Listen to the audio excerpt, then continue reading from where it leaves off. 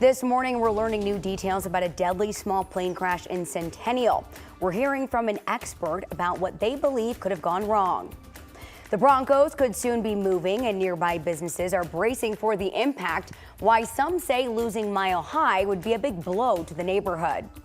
And we have a warm day ahead before fall officially starts tomorrow, bringing with it some changes.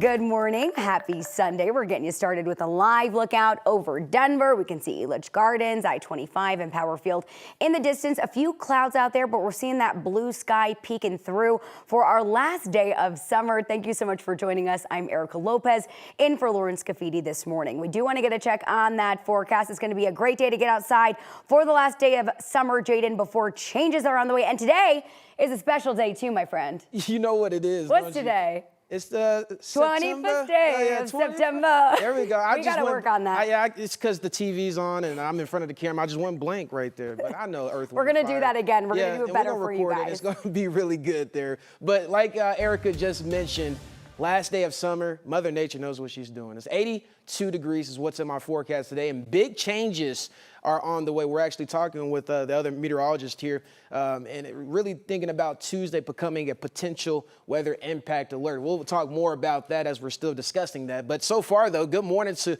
Copper Mountain. You can see the dense fog there in the mountains, but especially over towards the eastern plains. Heading out the door this morning, you might need that light jacket. We've been holding steady with the low 50s, but now temperatures are starting to rise back to the upper 50s across the entire state. You can see nice and cool 40s and 50s in the mountains, and then also the upper 50s towards the western slope. We're nice and dry. We've been tracking some very isolated showers near Vail, but that's really about it for this morning as far as precipitation. We could potentially see some isolated showers this afternoon, really over towards the high country and also parts of Douglas and Elbert counties. But today's high, though, the low 80s. We'll see 82 degrees as the high with lots and lots of sunshine early on, but I'll definitely talk about those changes that are in my forecast because look at Tuesday's high, 58 degrees. Yeah, we're going to talk more about that in details in my full forecast, Erica. Some sweater weather coming our way, Jaden. Thank you. New this morning, we're learning more about a gas rupture that's causing major flames near Cheyenne. The fire is actually visible from parts of Larimer County, including in Loveland. So you may be waking up in those areas smelling that smoke as well. We have video here posted by David Carter on the Cheyenne Community Connections Facebook group page. According to Laramie County Fire, it was caused by a gas rupture just off I-80 west of Cheyenne. A train passing by reported it around 1 this morning. Just 2 hours ago now, Laramie County Fire confirmed the residual gas has been turned off, but the fire has not been put out just yet. Crews say the fire is not a threat to the public and that there are no reports of injuries. It is so bright, though, that Larimer County and Fort Collins first responders are posting on Facebook telling people not to call 911. They are aware of the situation right now, and we've been making calls all morning long. Within the last 2 hours, we got an update from the gas company, Kinder Morgan. They sent us this statement on the screen saying, in part, Colorado Interstate Gas Pipeline is investigating a potential pipeline failure on a line segment in Laramie County, Wyoming, near Cheyenne. They continue to say the company has notified the appropriate regulatory agencies while continuing to work on the response. New this morning, Denver police are investigating a hit-and-run crash that killed a pedestrian overnight. This happened near the intersection of West 17th and Sheridan Boulevard, right near the King Supers by Sloan's Lake. DPD first reported the crash just after 10:45 last night.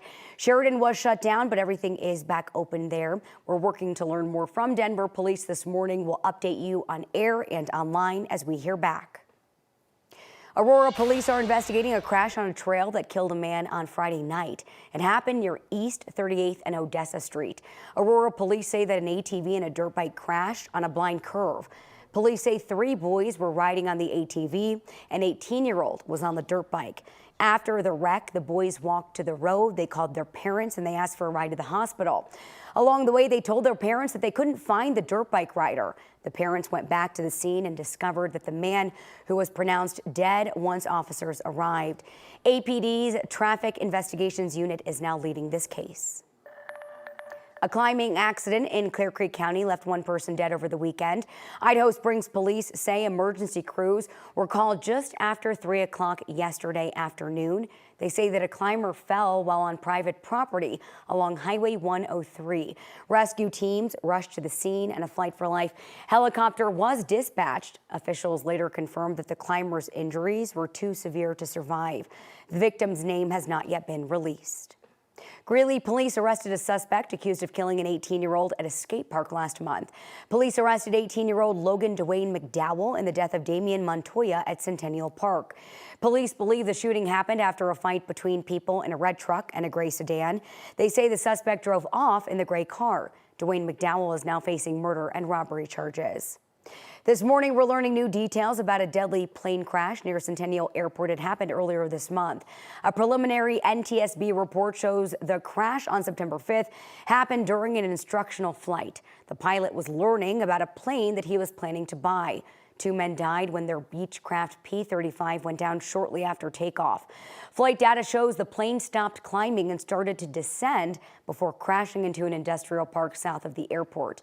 9 News spoke to an expert who has some theories about what could have gone wrong. You can see also from the data that the speed slowed down.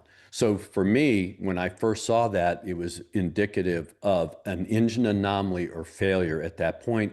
Now the pilots are trying to accomplish a glide. And that requires the pilot to do things that, one, are very unnerving because you're at low altitude.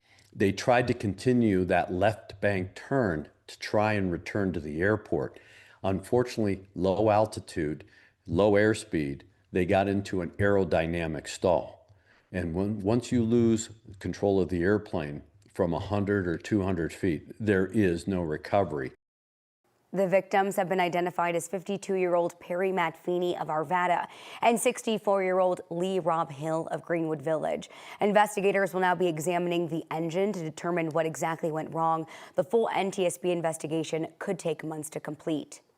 Well, it's been a little more than a week now since the assassination of Charlie Kirk at a public event in Utah. Now his family and supporters are preparing for a private funeral and a massive public memorial today in his home state of Arizona. The service will be held at State Farm Stadium in Glendale. President Trump, Vice President Vance, and other top officials are expected to attend. A few miles away, flowers, cards, and balloons cover blocks outside Turning Point USA, the conservative organization co-founded by Kirk. This week, the board unanimously selected his widow, Erica, to take over the organization as CEO. We'll become stronger, bolder, louder, and greater than ever. My husband's mission will not end, not even for a moment. Security for the memorial will be massive, with local, state, and federal officers on hand. Homeland Security is giving the event its highest security rating, comparing it to a Super Bowl. And security is already proving to be tight ahead of that public memorial today. The Secret Service says a man was arrested Friday after entering the stadium while pretending to be a member of law enforcement. The federal agency says the man, later identified as Joshua Runkles, was acting suspicious. So they arrested him. He was taken to county jail on charges of impersonating a law enforcement officer and carrying a weapon into a prohibited place. The Secret Service says it's still investigating why Runkles was there. 2 top Democratic leaders are demanding a meeting with President Donald Trump as lawmakers try to avoid a government shutdown. In a letter sent to the president, Senate Minority Leader Chuck Schumer and House Minority Leader Hakeem Jeffries accused Trump of preferring a shutdown.